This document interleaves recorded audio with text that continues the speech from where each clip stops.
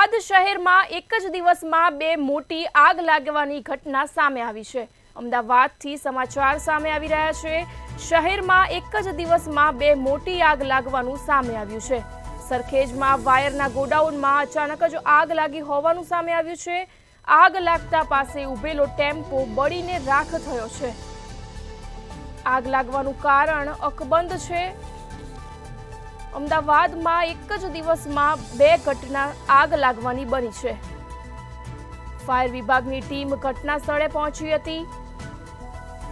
અમદાવાદ શહેરમાં એક જ દિવસમાં બે મોટી આગ લાગવાની ઘટના સામે આવી છે। સરખેજમાં વાયરના ગોડાઉનમાં અચાનક આગ લાગી હતી। આગ